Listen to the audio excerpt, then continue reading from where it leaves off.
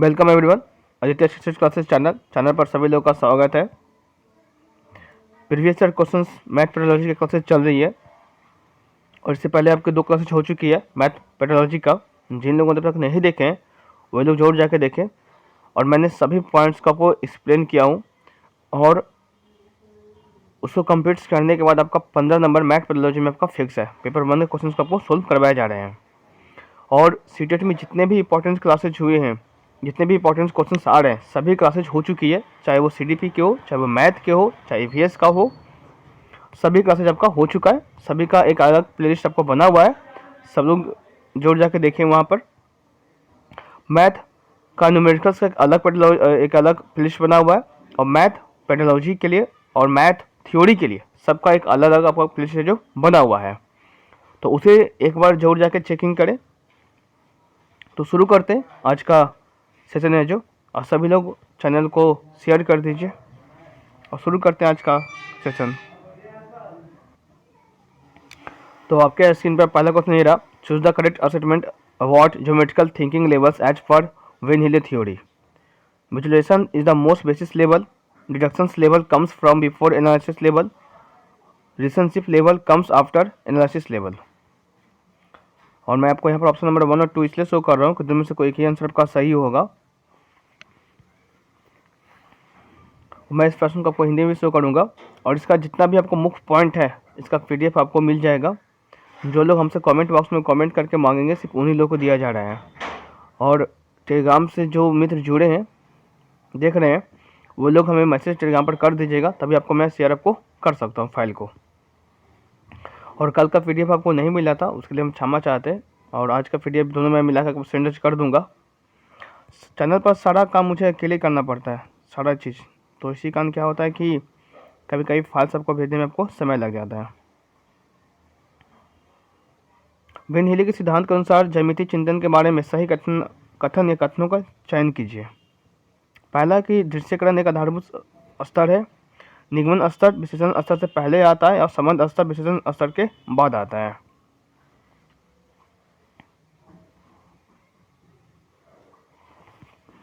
तो जिन लोगों का ऑप्शन नंबर 2 आ रहा बिल्कुल सही है, राइट है, ए एंड सी। वेन हिले का जो सिद्धांत जो था आपको मैं पढ़ा चुका हूँ, थ्योरी पढ़ा चुका हूँ, उसका क्लासेज आप जाकर देख सकते हैं। ए सही इसलिए है कि दृश्यकरण से ये समझ में आता है कि पहले हम उसको पहचानते हैं कि प्रॉब्लम क्या है, दिक्कतें क्या है, क्वेश्चन क्या दिया गया है सबसे पहले, ठीक है। सी कह रहा है कि संबंध स्तर विश्लेषण स्तर के बाद आता है, बिल्कुल सही है। संबंध जो स्तर है पहले जानेंगे उसको क्या करना है, एडिशन करना है, मल्टीप्लिकेशन करना है या क्या करना है। संबंध स्तर विश्लेषण स्तर के बाद है जो आपका आता है, ठीक है। चलिए क्वेश्चन ने पढ़िए। Which of the following statements is are true for mathematics curriculum? Which of the following statement is are true for mathematics curriculum? It is must be static in nature to provide stability. It should be coherent. It should not be fixed level.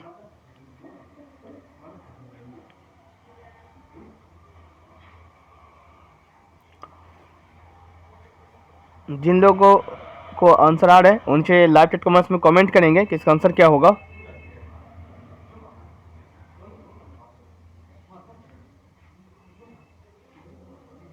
चलिए बताइए, निम्नलिखित में से कौन सा कथन गणित पाठ्यचर्या के लिए सही है?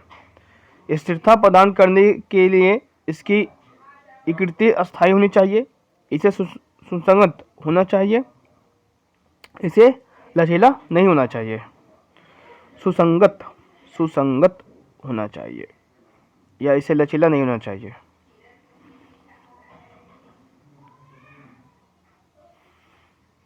बताइए इसका। ऑप्शन नंबर 2 के पास बहुत बड़ा गैपिंग कर दिया था। 2 ऑप्शन और है यहाँ पर आपको है, 4 ऑप्शन को यहाँ पर शो हो रहा है। इसका लाइव चैट कमेंट्स में कमेंट कीजिए, इसका राइट आंसर बताइए।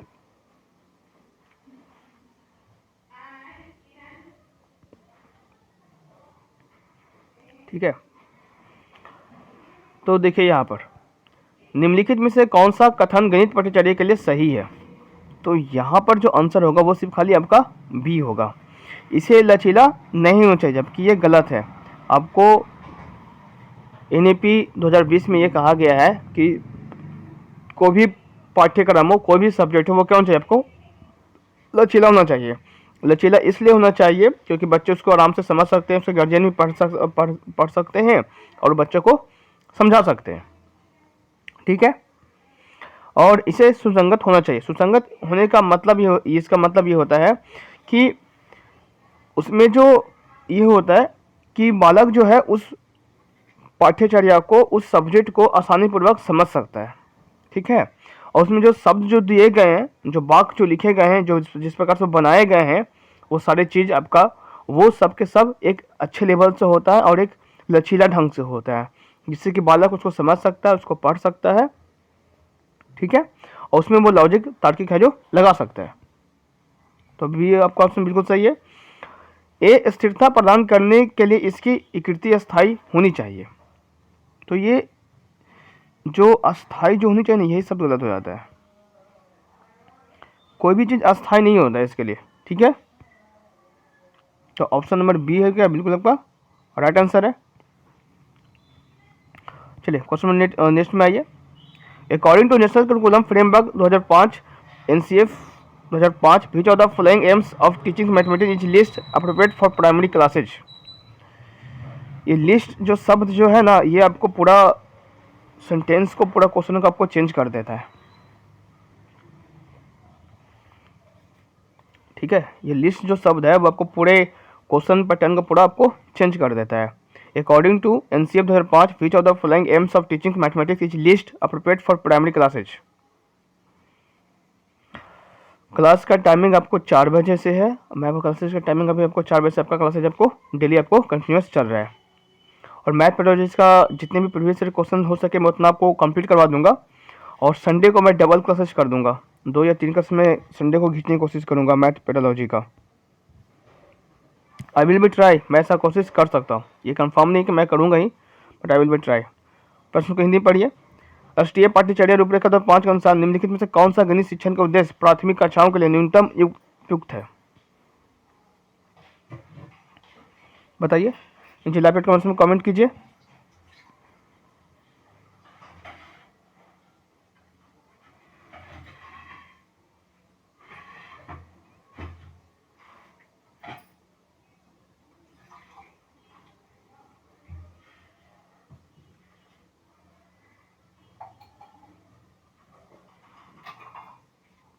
चलिए,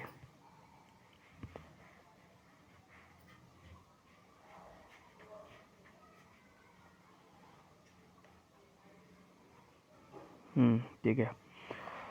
तो यहाँ पर न्यूनतम पूछा है, क्या पूछा है? न्यूनतम पूछा है। राष्ट्रीय पाठ्यचर्या रूपरेखा 2005 के अनुसार निम्नलिखित में कौन सा गणित शिक्षण का प्राथमिक कक्षाओं के लिए न्यूनतम उपयुक्त है? ठीक है,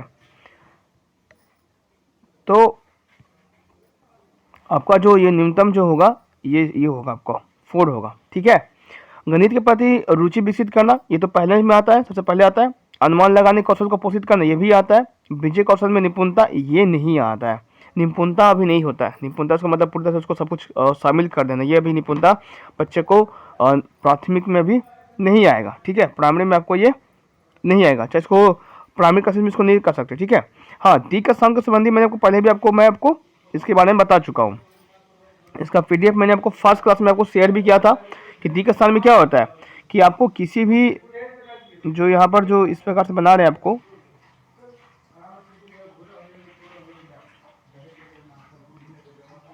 ये सिलेंडर है, तो इसको बालक को समझाना, बालक क्या करना, इसको बालक को इसको इस प्रकार से बालक को क्या करना, समझाना। तो बालक को इसको इस प्रकार से इसको नॉलेजमेंट है जो दे सकते हैं। ठीक है, अलजेब्रिक थिंकिंग के बारे में बालक को, बीज गणित के बारे में, बीज कौशल के बारे में, अधिक संबंधी के बारे में बालक को है जो हम लोग नॉलेज है जो दे सकते हैं। ठीक है, नेक्स्ट क्वेश्चन आपके सामने प्रश्न आपके सामने रहा कि which of the following statement is not true for activity oriented teaching in mathematics classroom. यहाँ पर आपको बताना है, इस प्रश्न को पढ़िए, बताइए इसका लेफ्ट कमेंट में इसका राइट आंसर इसका बताइए।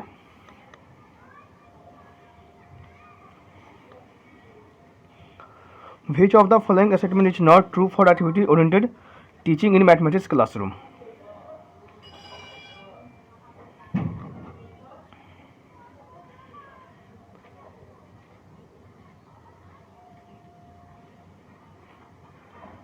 क्वेश्चन मुझे स्क्रॉल कर रहे हैं, हिंदी में पढ़िए और नीचे लैपटॉप क्वेश्चन कमेंट कीजिए।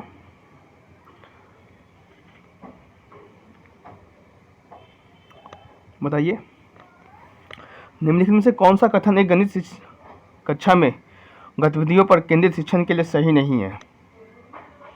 पहला है कि नई परिस्थिति के में ज्ञान के अनुप्रयोग में विद्यार्थी को सक्षम बनाने में सहायता करना, बिल्कुल सही है। सक्रिय सहभागिता द्वारा अधिगम को प्रोत्साहित करना, बिल्कुल सही है।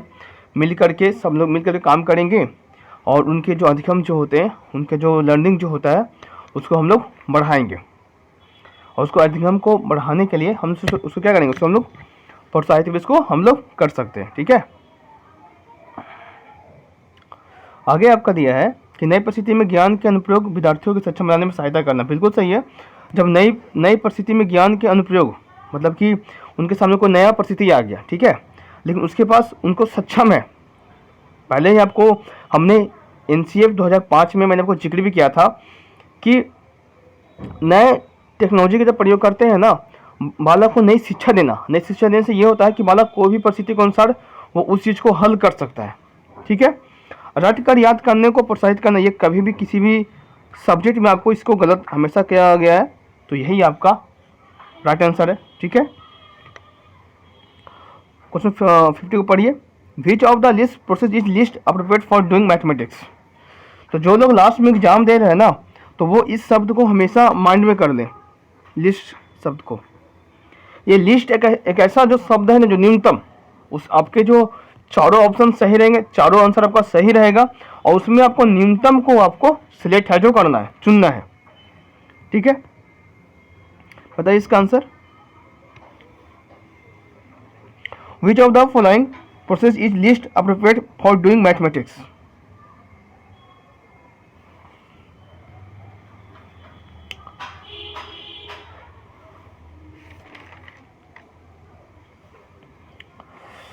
तो इन सबको चारों को मैं आपको PDF में आपको इसका मैं आंसर आपको मैं सेंड कर दूंगा। इसका आंसर नहीं, मतलब इसका जो इतना भी मैं आपको एक एक्सप्लेनेशन है, मैं आपको इसका सारी चीज़ मैं आपको PDF में आपको भेज दूंगा। PDF में आप जाके देख लीजिएगा और इन चारों का मैं आपको उसमें व्याख्या है जो एक्सप्लेन है जो क्या हुआ रहेगा PDF में आपको। आज के क्लास का जो PDF है, जो लोग हमसे मांगेंगे उन लोगों को आज भेज दिया जाएगा, दे दिया जाएगा। और कह रहा है, मैं इस प्रश्न को अब हिंदी में शो कर रहा हूँ। और इस क्लासेज को करने लेने के बाद आपका जितने भी आपको मैथोलॉजी की जो क्लासेज जो हो रही है, उन सभी को अगर आप कर लेते हैं, कंप्लीट कर लेते हैं ना, देखते रहते हैं, तो आपको मैथोलॉजी में आपका 15 नंबर आपका पूरी तरह से फिक्स है। 15 नंबर आपका पूरी तरह से आपको उसमें फिक्स है। कारण कि निम्नलिखित में से गणित में कौन सा प्रक्रिया न्यूनतम उपयुक्त प्रक्रिया है? अन्वेषण, सूत्रीकरण, प्रक्रियात्मक प्रवाह। तो न्यूनतम जो होगा वो आपका ऑप्शन नंबर C होगा। ठीक है, तो न्यूनतम पूछ रहा है, न्यूनतम मतलब सबसे कम, न्यूनतम मतलब कि सबसे कम। तो प्रक्रियाओं से प्रक्रिया को बनाने या संशोधित करने के लिए पहचानने के लिए एक रणनीति या प्रक्रिया दूसरे की तुलना में लागू करने के लिए अधिक उपयुक्त है। ठीक है, तो यह प्रक्रिया जो प्रवाह जो होती है, इसमें होता क्या है, ये जो प्रक्रियात्मक जो प्रवाह है वो होता क्या है? तो इसमें ये होता है कि इसकी तुलना किया जाता है। इसको क्या कहते हैं, इसको हम लोग तुलना करते हैं कि हमने एक सूत्र को याद किया और उस सूत्र को हमने यहाँ पर इसको लागू कर दिया। ठीक है, तो हमने बताया कि इसमें ये प्रक्रिया हमने लागू किया है। ठीक है, तो कोई बालक उसी चीज़ को एक अलग मेथड से बनाता है। तो ये जो प्रक्रियात्मक जो प्रवाह जो होती है वो सबसे आपकी न्यूनतम होती है। और इंग्लिश में अगर इसको देखा जाए तो इसको बोलते हैं प्रोसीड्यूरल फ्लुएंसी। ठीक है, बताइए। Which of the following need not be an aspect of unit planning in mathematics?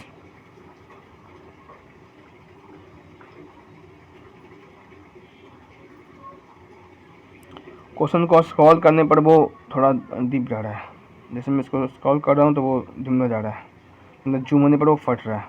तो मैं इसको ऐसे ही रखता हूँ, बस क्वेश्चन यहीं तक रहेगा तो वो सही जा रहा है। कोई बात नहीं, मैं इस प्रश्न को मैं हिंदी में भी शो कर दूंगा। सारे प्रश्न को आपको हिंदी और इंग्लिश दोनों में शो कर रहा हूँ कि आपको किसी भी समझने में, कोई भी लैंग्वेज आपको समझने में आपको कोई भी परेशानी दिक्कत आपको ना हो।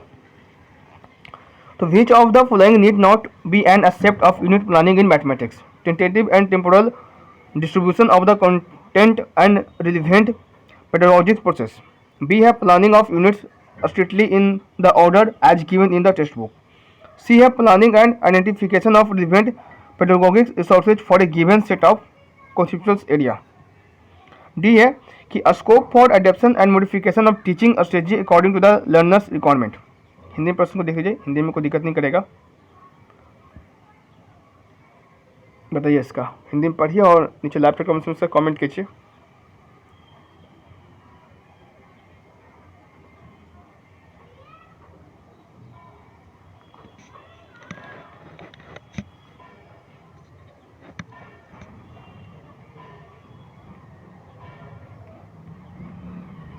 निम्नलिखित में से कौन सा इकाई योजना का एक आवश्यक पहलू नहीं है?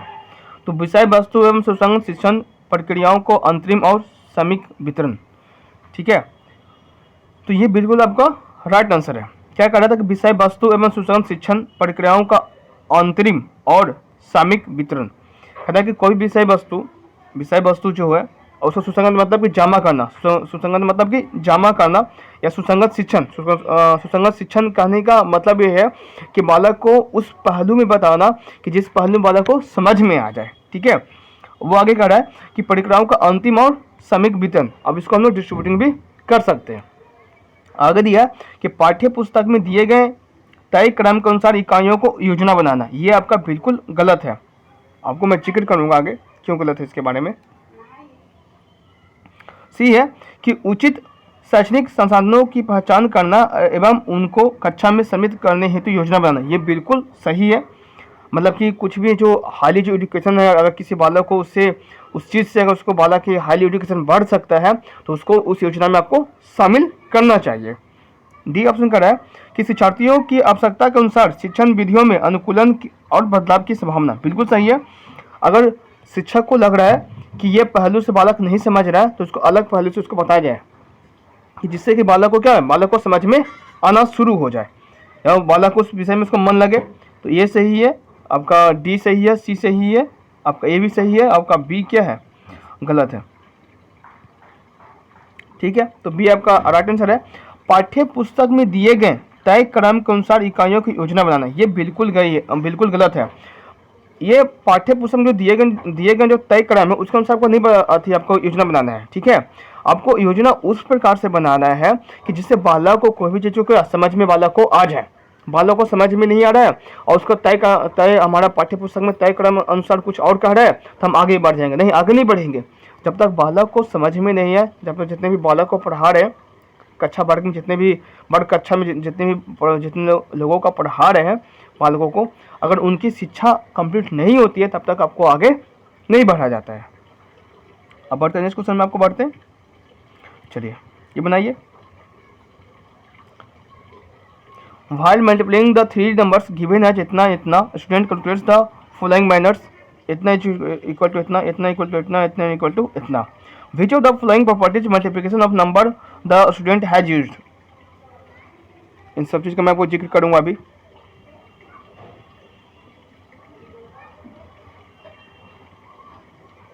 मैं इसको जूम करूँ थोड़ा सा। चलिए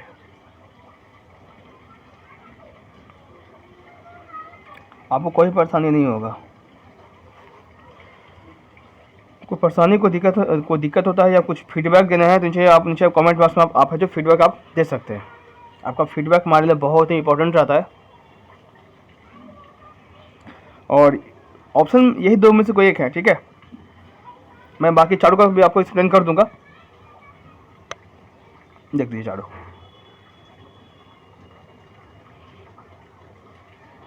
और जिन लोगों का एग्जाम्स है ना वो लोग प्रीवियस ईयर क्वेश्चन का बस सोल्व करें।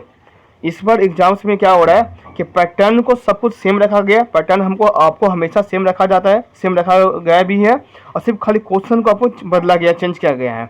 और इस बार के एग्जाम्स में सिर्फ खाली एवीएस में प्रश्न 4 या 5 प्रश्न जो नए मिल रहे हैं, लेकिन बाकी सब में आपका सेम पैटर्न है, सेम आपको सेम उसी प्रकार से आ रहा है। तो बस पढ़िए, प्रीवियस ईयर क्वेश्चन को सोल्व कीजिए, मन लगा के पढ़ाई कीजिए और आपका एग्ज़ाम बहुत अच्छा जाएगा, बहुत बढ़िया जाएगा। और मैथ पेडोलॉजी में आपको 15 नंबर में मैथ में आपको 30 नंबर फिक्स करना है। तो आप हमारे क्लासेस को जरूर देखें। मेंबरशिप क्लास में करवा भी चुका हूँ, प्रीवियस वीडियो आप जाकर देख भी सकते हैं। और मैथ पेडोलॉजी का आज ये 3rd क्लासेज है। तो जिन लोगों का ऑप्शन नंबर बी आ रहा है वो बिल्कुल राइट आंसर आ रहा है। मैं इसको हिंदी में पर्सन को भी शो कर देता हूँ।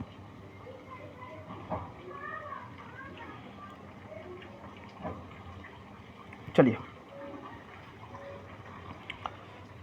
तो इसमें जो आंसर जो आ रहा है, जिन लोगों का जो बी जो आंसर जो आ रहा है बिल्कुल राइट आंसर है। समझ में सबको क्वेश्चन आया कि नहीं आया, पहले बताइए हमको क्वेश्चन क्या कर रहा था। क्वेश्चन पहले देखिए, क्वेश्चन ये कर रहा था कि 25 इंटू 18 इंटू 4, ये आपका प्रश्न कर रहा है। ठीक है, अब इसको क्या चेक किया है कि देखिए 25 इंटू 18 इंटू 4, ठीक है, ये हो गया। यहाँ तक कोई दिक्कत नहीं कर सकते। इसमें 2 चीज़ होता है, एक फिर किया है 18 इंटू 25 इंटू 4, कोई दिक्कत नहीं यहाँ तक, समझ में सबको आ रहा है। ठीक है, और इसमें एक और चीज़ और आपको किया गया, वो देखिएगा। इसमें एक चीज़ ये किया गया है कि जो नेक्स्ट है ना आपका ये वाला,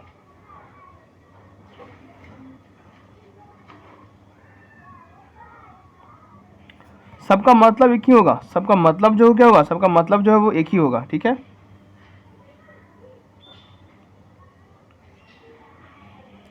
सबको आंसर आपको इतना ही आएगा, सबको आंसर आपका इतना ही आएगा।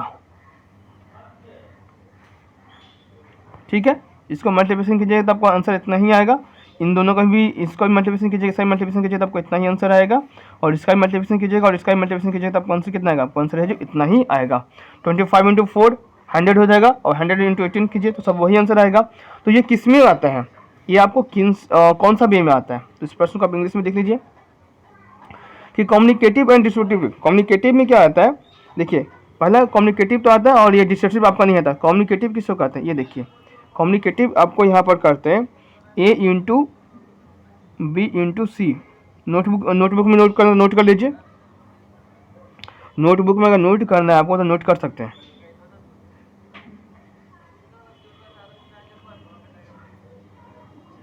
ये आपको आता है कम्युनिकेटिव में।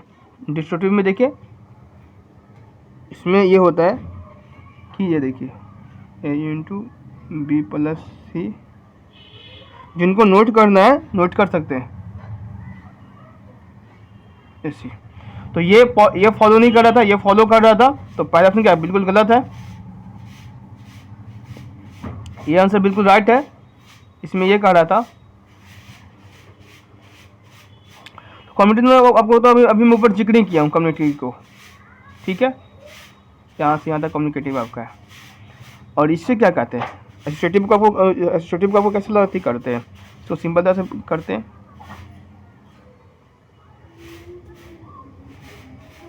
ठीक है, sorry mistakes.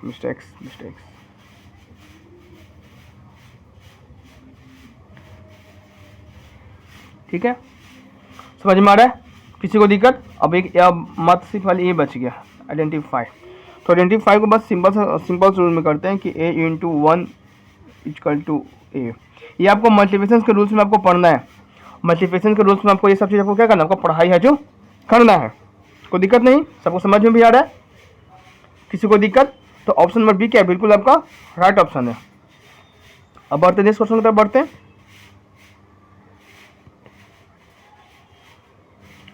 According to NCF curriculum, which of the following most appropriately explain the meaning of mathematics of child thought process? पढ़िए इसका और नीचे लेफ्ट कमेंट्स में कमेंट करिएगा। मैं इसका स्क्रॉल भी कर दूंगा। चलिए पढ़िए इसका आंसर। यही 4 आपका ऑप्शन है।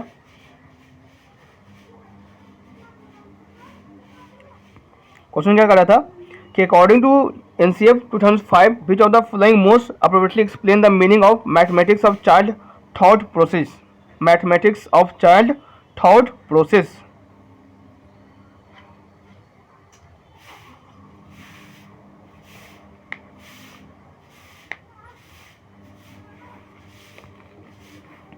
प्रश्न का भी हिंदी में देखिए।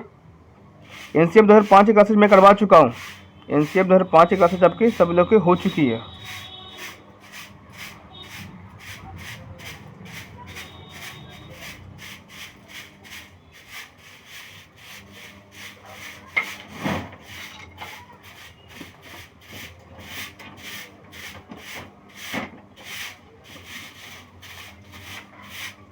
चलिए अब देखते हैं, बहुत सारी चीज़ के बारे में जानते हैं कि एनसीएफ 2005 क्या क्या आपको बता रहा था।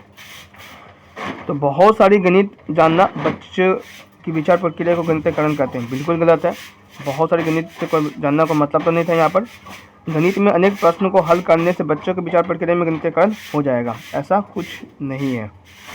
गणित में अनेक प्रश्न को नहीं, बच्चों को जो प्रश्न समझ में आ रहा है, जो नहीं समझ में उसको समझाएंगे, जो समझ में आ रहा है उसको क्वेश्चन को रहने देंगे, और जो नहीं समझ में आ रहा उनको प्रश्न को ढेर सारा उसको देंगे, ढेर सारा नहीं, बस कुछ प्रश्न उसको देंगे उसको समझने के लिए। ठीक है, आपको ऑप्शन नंबर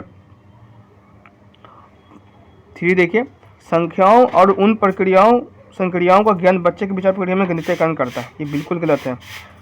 संख्याओं और उन संक्रियाओं को, तो इसमें बच्चों को सभी चीज़ का आपको नॉलेज चाहिए, सिर्फ खाली संख्या और संक्रियाओं का नॉलेज उसको नहीं चाहिए। ठीक है, ऑप्शन नंबर 4 बिल्कुल राइट आंसर है। ठीक है, गणित को बच्चों के जीवन अनुभवों और दैनिक जीवन की बातचीत का एक अंश बनाना। मैंने आपको कंसेप्ट 2005 में बताया भी था, क्लासेस करवा भी चुका हूँ, जिन लोगों अब तक नहीं देखे वो लोग जुड़ जाके देखें। बच्चे की विचार प्रक्रिया को गणितीकरण है, बिल्कुल सही है।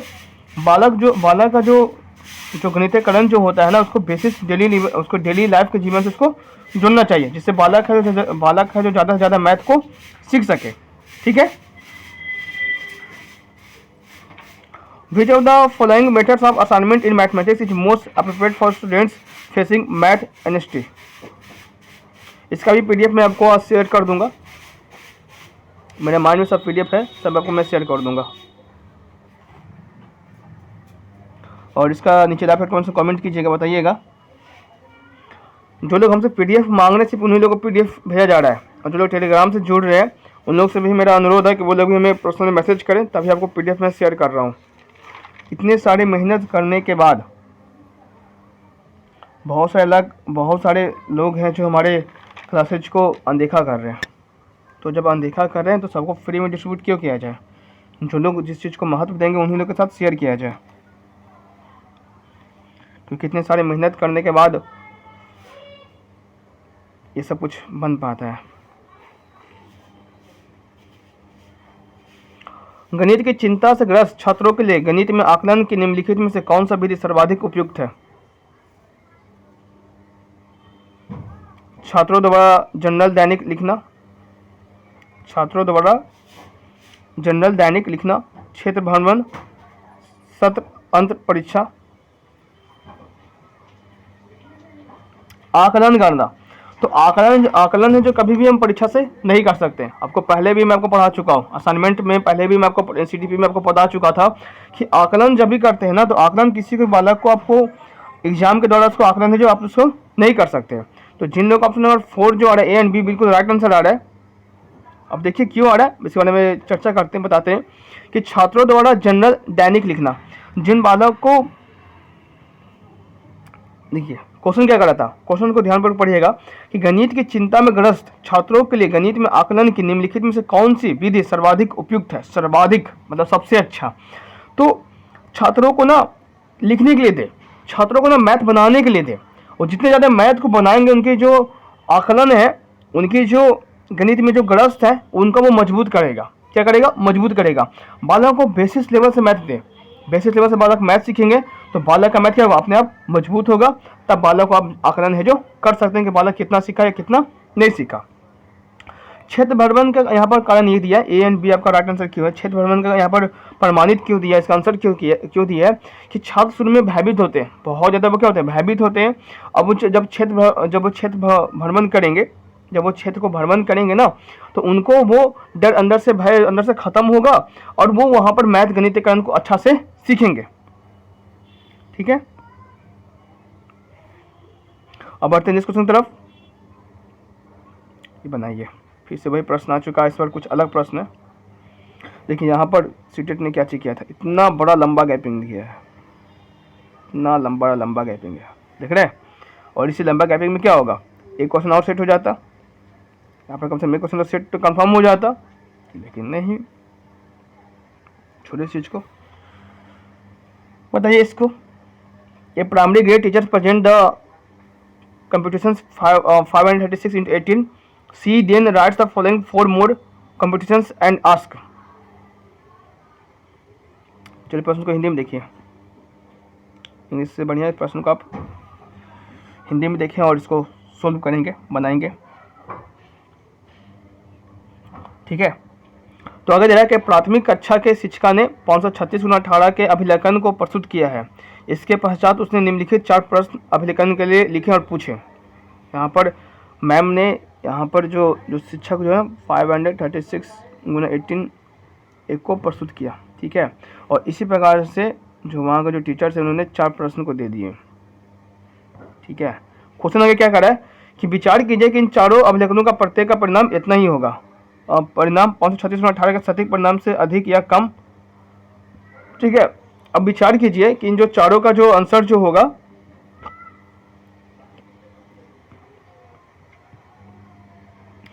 के लिए क्या प्रत्येक परिणाम इतना का सटीक परिणाम से अधिक होगा या कम होगा। अब ये पूछ रहा है कि जब चारों को जब गुना करेंगे, मल्टीप्लिकेशन करेंगे, तो क्या इसके परिणाम के अधिक होगा या तो कम होगा। व्याख्या कीजिए कि आप ऐसा क्यों सोचते हैं, तो आप ऐसा क्यों सोचते हैं। ये आपको क्वेश्चन दिया हुआ है। ठीक है, इस क्वेश्चन समझिएगा, ये क्वेश्चन आपको दिया हुआ है और इसका जो परिणाम जो आएगा इन चारों का जो आपको ये बताना है कि सटीक बताना है कि वो कम हो सकता है या कि ज़्यादा हो सकता है। अब होगा तो ऐसा क्यों होगा, तो इस बार विचार कीजिए क्या सोचते हैं। तो आइए देखते हैं प्रश्न को, ऑप्शन को देखते हैं। क्या प्रश्न में जानकारी अपेक्षित परंतु किंतु निश्चित उत्तर नहीं है। नहीं, उत्तर तो निश्चित है, उत्तर तो आपका निश्चित तो है। उत्तर पर क्या आपका जो उत्तर जो आएगा, जो आंसर जो आएगा आपका क्या होगा, बिल्कुल निश्चित है। तो ये ऑप्शन क्या बिल्कुल गलत हो गया। बी पढ़ते हैं। इस कार्य में छात्रों के स्वाभाविकता में वृद्धि होगी और गणित कक्षा में भय मुक्त वातावरण बनाने में सहायता मिलेगी। ऐसा कुछ नहीं है, बालक का नॉलेजमेंट बढ़ेगा। ठीक है, भय मुक्त ऐसा कुछ वातावरण से बनाया नहीं गया था। वहाँ पर बालक उस प्रकार से 4 प्रश्न दिए गए, जो लॉजिकल प्रश्न दिए गए, क्या उसका पूछा भी गया है तो लॉजिकल चीज़ है। तो यहाँ पर भय वातावरण से कोई भी आपका चीज़ आपका नहीं पूछा जा रहा है। ठीक है, जैसे पढ़ते हैं कि विद्यार्थियों द्वारा दिए गए उत्तरों में शिक्षक को उनकी विचार प्रक्रिया को समझने में सहायता मिलेगी। ऐसा कुछ नहीं कहा गया है। ठीक है, ऐसा आपको कुछ है जो नहीं कहा गया। विद्यार्थियों द्वारा दिए गए उत्तरों से शिक्षक को उनकी विचार प्रक्रिया को समझने में सहायता मिलेगी, ऐसा कुछ नहीं है। वहाँ पर सबका जो आंसर होगा वो अलग अलग होगा और उसमें विद्यार्थियों द्वारा दिए गए उत्तरों से शिक्षक को उनकी विचार प्रक्रिया को समझने में सहायता मिलेगी। अब आगे देखते हैं कि गणित में परिशुद्ध उत्तर अपेक्षित, इसलिए गणित में अनुमान पर आधारित आकलित प्रश्नों को नहीं पूछना चाहिए। एक सेकंड में यहाँ पर कुछ समय ले रहा हूँ। ठीक है, ओके। क्वेश्चन किसे पूछा था, प्राथमिक में था। तो प्राथमिक में ये होता है, किस में होता है, प्राथमिक पूछ रहा है। तो गणित में परिशुद्ध उत्तर अपेक्षित है। ठीक है, इसलिए गणित में अनुमान पर आधारित प्रश्नों को नहीं पूछना चाहिए। तो ऑप्शन नंबर 4 जो आपको है वो बिल्कुल आपका राइट आंसर है। गणित में परिशुद्ध उत्तर अपेक्षित है, इसलिए गणित में अनुमान पर आधारित प्रश्न नहीं पूछना चाहिए।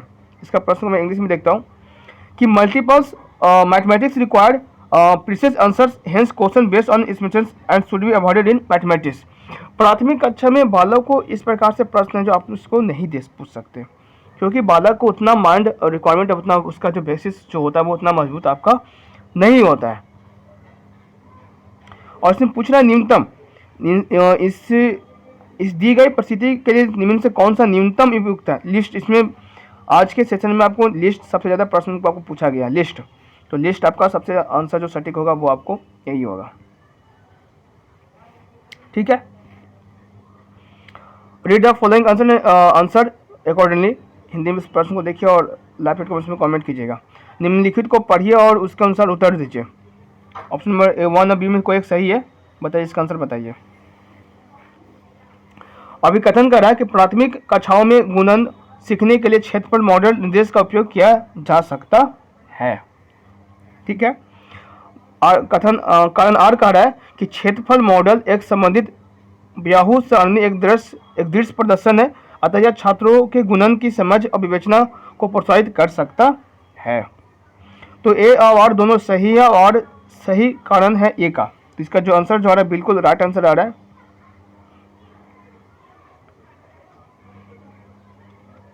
चलिए अब क्यों आ रहा है, इस प्रकार को प्रश्न को बनाने के लिए बहुत ही आराम से बना सकते हैं, समझ सकते हैं। मैं प्रश्न को पूरा जूम कर दिया हूँ, मैं इसको बताता हूँ और समझिएगा इस प्रश्न को कैसे बनाया जाता है। कथन और कारण को समझने के लिए बहुत ही मोटी चीज़ है। मोटी चीज़ ये आपको है माइंड में ये रखना है कि ये क्वेश्चन पूछ रहा है और ये इसका ये आंसर होगा। और पहला जो पूछ रहा है वो क्वेश्चन है, दूसरा जो पूछ रहा है वो उसका आंसर है। प्राथमिक कक्षाओं में गुणन सीखने के लिए क्षेत्रफल मॉडल को निश्चित उपयोग किया जा सकता है, बिल्कुल सही है। एक वर्ग कक्षा है, एक स्क्वायर कक्षा, ठीक है, एक आपका एक स्क्वायर है जो कि आपका कक्षा है, ऐसा आपका जो विद्यालय है, आपका क्लासरूम है, और उसमें इतने विद्यार्थी बैठे हुए हैं और प्रत्येक विद्यार्थी के पास दो दो कलम है। बालक को उठाएंगे, बताएंगे कि इस स्क्वायर वाले फील्ड में प्रत्येक जो बालक है उसके पास दो दो कलम है, तो बताओ सभी के पास कितना कलम होगा। तो बालक उठ के काउंट कर लेगा कितने लड़के हुए, तो इतने सबके पास दो से गुना कर देंगे तो वो आंसर निकल जाएगा। ठीक है, कारण क्या कर रहा है कि क्षेत्रफल मॉडल एक संबंधित ब्याहू सारणी का एक दृश्य प्रदर्शन है, अतः यह छात्रों को गुणन की समझ और विवेचना करने में प्रोत्साहित करता है, बिल्कुल सही है। आपको मैंने जिक्र भी किया आपको कि वो स्क्वायर है। इस प्रश्न को अगर इंग्लिश में मैं और उसको एक्सप्लेन कर दूं क्या, ठीक है। अब कह रहे हैं कि area model is concreted array a की visual representation hence can support students multiplicative understanding and reasoning, बिल्कुल सही है। मैंने आपको दोनों चीज़ों का जिक्र भी किया कि स्क्वायर मॉडल में आप बालक को सब कुछ उसको बता सकते हैं, समझा सकते हैं। बालक वहाँ से दोनों चीज़ सीखेगा, स्क्वायर के बारे में सीखेगा, ठीक है, एरिया मॉडल्स के बारे में सीखेगा, और बालक है जो वहाँ पर मल्टीप्लिकेशन के बारे में भी सीखेगा। तो दोनों सही था। चलिए ये बहुत मज़ेदार क्वेश्चन आया। नेक्स्ट क्वेश्चन बताइए इसका कि primary grade teachers gave the following task to his student, मतलब कि प्राथमिक कक्षा में इस प्रकार से मैथ बहुत ज़्यादा बना भी चुके होंगे। तो प्राथमिक कक्षा में तो इसको प्रश्न को हिंदी में आ जाए, हिंदी में शो कर दे। हिंदी में तो दिया है नहीं, हिंदी में तो पूरा इसको ठीक कर दिया है, कोई बात नहीं। यहाँ तक क्वेश्चन में इंग्लिश में देख लेते हैं कि primary grade teachers gave the following task to his student, ठीक है।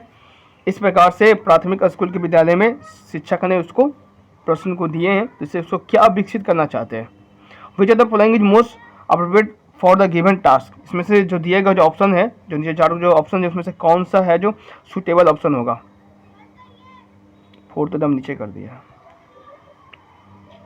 चलिए इतना मैं शो कर देता हूँ कि इसमें 1 ए और बी में से कोई एक राइट आंसर है। चलिए बताइए इसका, नीचे लाइव कमेंट्स में कमेंट कीजिए। प्रश्न में हिंदी के प्रश्न में ये सब कुछ हटा दिया है, ठीक है। तो निचले प्रश्न में मैं आपको वहाँ पर शो कर दूंगा क्या क्या उसको हटाया है। मैं हिंदी में प्रश्न को आपको दिखा रहा हूँ, शो कर रहा हूँ, बस थोड़ा सा सब लोग हिंदी में भी देख लीजिए, इंग्लिश में भी देख लीजिए।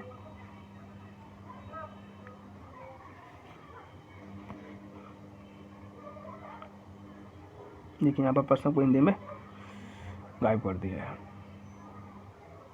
चलिए कोई बात नहीं।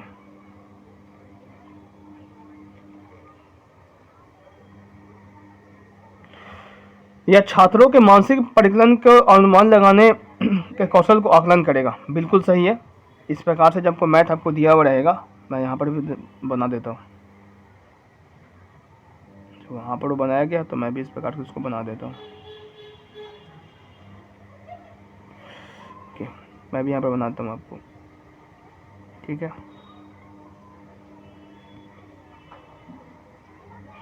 इस प्रकार से मैथ बहुत सारे बालक को अब दिए उनको पढ़ाने के लिए, आई थिंक मेरे अनुसार। तो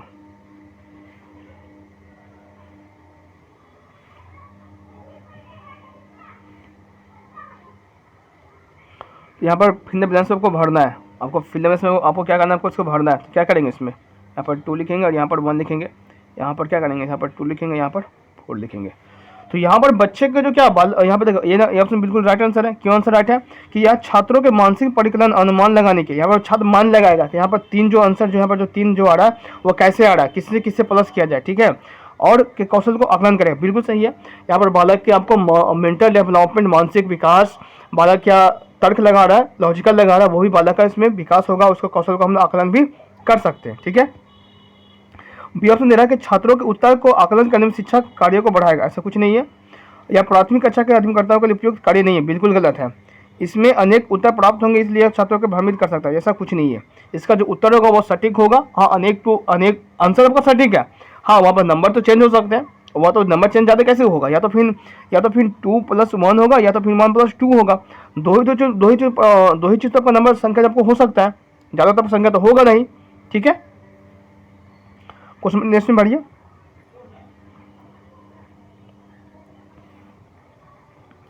A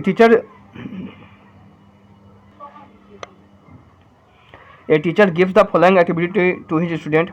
Arrange 25 tiles in all possible rectangular areas. Arrange which of the following mathematical concepts can be addressed through this task. Volume, area, width, area factors, perimeter, patterns and volume.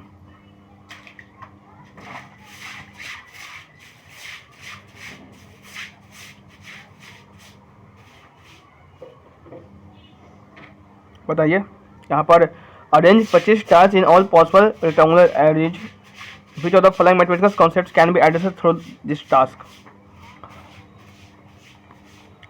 तो यहाँ पर arrange करना है हमें 25 को tiles में, तो 25 tiles में अरेंज करेंगे तो पहले वॉल्यूम तो आएगा नहीं। ठीक है, वॉल्यूम तो पहले हटा दीजिए। और वॉल्यूम किस में दिया गया, वॉल्यूम सब में दिया गया, तो पहले वॉल्यूम खत्म हो गया, ये गलत हो गया, ये भी गलत हो गया, वॉल्यूम चलते ये भी, तो ये भी गलत हो गया। बचा कौन सा, बचा आंसर नंबर 2, बिल्कुल सही था। आपको टाइल्स दिया हुआ तो इसका एक टाइल्स आपको दिया हुआ है, क्वेश्चन को समझिएगा। एक आपको टाइल्स है इस प्रकार से आपको दिया हुआ है। ठीक है, तो इस टाइल्स से क्या निकाल सकते हैं, इस टाइल्स को हम लोग 2 चीज़ निकाल सकते हैं। इसका हम एरिया निकाल सकते हैं, इसका क्षेत्रफल, लेंथ, ब्रेथ, हाइट सब आपको इसको दिया हुआ रहेगा, वो लेंथ बेसिस को आप इसको निकाल सकते हैं। ठीक है, इसका फैक्टर निकाल सकते हैं, या इसको आधा भाग में डिवाइड करके इसका फैक्टर आप निकाल सकते हैं। इसका परिमीटर भी आप निकाल सकते हैं, इसका बाहर को आप कौन को निकाल सकते हैं। परिमीटर कहते हैं बाहर की चीज़ को, और एरिया कहते हैं इसका अंदरूनी भाग को। तो वो चीज़ सबको पता ही होगा, ऑलरेडी मैं सबको अच्छी तरह से पढ़ा भी चुका हूँ। चलिए आज के प्रश्न का, इसके बाद एक और प्रश्न होगा। ठीक है, और आपको थ्योरी क्लासेस में दो थ्योरी कंफर्म पूछेगा। मैथमेटिक्स में आपको 2 थ्योरी कंफर्म पूछेगा। Which of the following represent the correct sequence of principle of mathematics learning by given by Zoltan Dienes. Zoltan Dienes theory को मैं बेसिस लेवल से पढ़ा चुका हूँ, आप लोग प्लेलिस्ट में जाकर एक बार जाकर जोड़ चेकिंग कर लीजिए। और जो भी लोग मेरे चैनल्स पर नए आ रहे हैं, क्लासेस आपको अच्छे लग रहे हैं, तो चैनल को सब्सक्राइब करें। और इस पर बहुत सारे टीचिंग्स एग्जाम्स जितने भी आने वाले हैं सभी को बेसिस लेवल से पढ़ाया जाएगा, सभी के क्लासेज आपको बेसिस लेवल से पढ़ाया जाएगा, और सब मिलकर एक साथ तैयारी करेंगे। हम भी उसी क्षेत्र में, हम भी उसी लाइन में हैं, तो सब मिलके एक साथ बेसिस लेवल से तैयारी करेंगे। चाहे वो कोई भी टेट का एग्ज़ाम हो, सब में हम लोग बेसिस लेवल से पढ़ाई करेंगे, एकजुटता करेंगे। और जितने लोगों को आप जोड़ना चाहते हैं चैनल को जोड़िए। और जल्दी आने वाले क्लासेस में अनाउंसमेंट करने वाला हूँ फरवरी मंथ में। Which of the following represent the correct sequence of principle of mathematics learning as given by Zoltan Dienes. Constructive principle, dynamic principle, mathematic viability principle, principles viability principle. सब लोग पढ़ लीजिए और नीचे लैपटॉप कमेंट्स में comment कीजिए। आप लोग का, मुझे उम्मीद है कि आप लोग का जोल्टन डाइन्स थ्योरी आप लोग सभी लोग ने क्लासेज कर चुके होंगे, मेरे क्लासेज कर चुके होंगे, कर लिए होंगे। और इसका लैपटॉप कमेंट बॉक्स में कमेंट कीजिए। प्रश्न को हिंदी में देख लीजिए कि निम्नलिखित में से कौन सा गणित अधिगम के सिद्धांतों का सही क्रम को निरूपण करता है जिसका जोल्टन डाइन्स द्वारा दिया गया था। बताइए।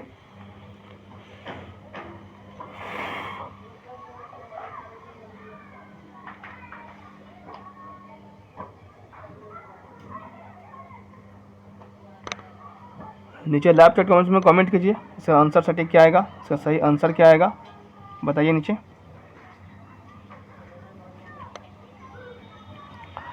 ये सारा काम कार्य जो है ना यूट्यूब पर मैं अकेला खुद से करता हूँ। पीडीएफ को, इसका अतिरिक्त जो पीडीएफ बनाना होता है, और इसके आने जो थंबनेल्स बनाने होते हैं, अपलोडिंग करने होते हैं, और कल के जो टास्क होते हैं, आने वाले जो समय में जो क्लासेस जो होंगे, सबके बारे में सोचना, सबके बारे में सारा काम कार्य करना, और बहुत एक लंबा समय व्यस्त शेड्यूल रहता है मेरा।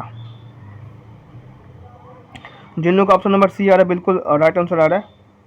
जो लोग क्लासेज कर चुके होंगे, मेरे क्लासेज कर चुके होंगे, उनको इन सब पे डांस की थ्योरी में आपको भी कोई दिक्कत परेशानी आपको नहीं होगा। नहीं, मैं इसको एक्सप्लेन भी नहीं करने वाला हूँ। जिन लोगों ने क्लासेज नहीं किए वो क्लासेज कर लीजिए और क्लासेज को देख लीजिए। इसका बेसिस लेवल से पूछता है, कोई इसमें अंतर आपको नहीं होगा।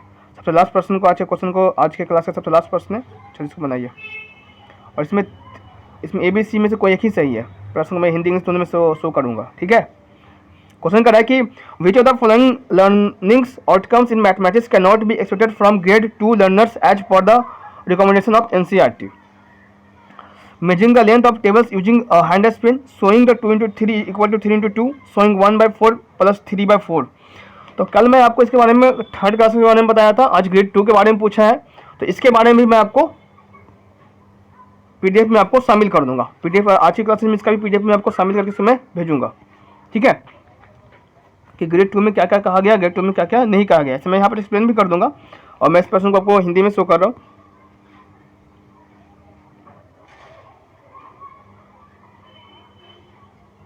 ठीक है, प्रश्न आपको शो भी हो रहा होगा। चलिए बताइए, लाइव चैट कमेंट्स में कमेंट कीजिए, इसका आंसर क्या आएगा, इसका उत्तर क्या आएगा। मेरे क्लासेज को स्टार्टिंग से जो फॉलो कर रहे हैं, जब से मैं क्लासेस ले रहा हूँ स्टार्टिंग से मेरे क्लासेस को फॉलो कर रहे हैं, तो उनके सीटेट में बहुत अच्छे मार्क्स आने वाले हैं, बहुत अच्छे मार्क्स आने वाले हैं, क्योंकि मैं सारे क्लासेस को बेसिक सिलेबस से पढ़ाया हूँ और सारे प्रीवियस ईयर क्वेश्चन जितने भी टॉपिक्स में पढ़ाया हूँ सबको मैं करवाया भी हूँ, उसका प्रीवियस ईयर क्वेश्चन भी करवाया हूँ। तो उनको मैं बेसिक नॉलेज स्टार्टिंग से देते जा रहा हूँ। और जिन लोगों का आने वाले एग्जाम्स है और उन लोगों ने अभी तक कुछ सीटेट की तैयारी नहीं की है, वो लोग भी मेरे क्लासेस को जाकर प्लेस में जाकर एक बार जाकर जोड़ जाकर चेकिंग करें और समझें। मैंने सभी क्लासेस को बेसिक लेवल से पढ़ाया हूँ और आपको समझ में कंफर्म आएगा। कहीं भी दिक्कत हो तो आप हमें मैसेज कर सकते हैं, आप हमसे टेलीग्राम पर बातचीत भी कर सकते हैं, ठीक है। तो जिन लोग का ऑप्शन नंबर सी आ रहा है बिल्कुल राइट आंसर आ रहा है। और क्यों आ रहा है मैं इसके बारे में जिक्र करता हूँ। निम्नलिखित में से गणित के कौन सा अधिगम क्षेत्रफल NCERT के अनुशंसा के अनुसार कक्षा 2 के अधिगमकर्ताओं के अपेक्षित नहीं किए जा सकते। तो बित्ता से एक टेबल मेज की लंबाई मापना ये बताया जाता है, ये आपको ग्रेड 2 में बताया जाता है। किसी चीज़ को मापने के लिए मेजरमेंट के लिए आपको स्टैंडर्ड 1 से ही बताया जाता है, स्टैंडर्ड 2 में इसकी जानकारी दिया भी जाता है NCERT के अकॉर्डिंग, ठीक है।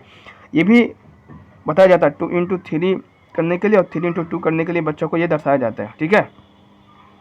हाँ, फ्रैक्शन का मैथ मैं पहले भी जिक्र कर चुका, ये आपको क्लास 4 में पढ़ना है। क्लास 4 ग्रेड 4 में आपको फ्रैक्शन का मैथ है जो ये जो भिन्न का जो मैथ है उसको सोल्व करने के लिए आपको दिया जाता है। और ठीक है, तो ऑप्शन नंबर 3 क्या बिल्कुल राइट आंसर है। आकृतियों से बने हुए एक प्रतिमान पैटर्न को पूरा करना, ये भी सही था। तो सिर्फ ऑप्शन नंबर ठीक आपका जो थर्ड क्या है वो बिल्कुल राइट ऑप्शन है, ठीक है। अब क्लासेस को समाप्त कर रहे हैं। आज का क्लास आपको कैसा लगा वो जो नीचे कमेंट बॉक्स में कमेंट करें, और क्लास सेशन को आपको अच्छा लगा तो चैनल को सब्सक्राइब करें। क्लासेस कैसे लग रहा है उसको शेयर करें, और पर डे आपका क्लासेस 4 PM में आपको क्लासेस रेगुलर चलते रहेगा। वीडियो को आप समाप्त करते हैं। जय हिंद, जय भारत, वंदे मातरम।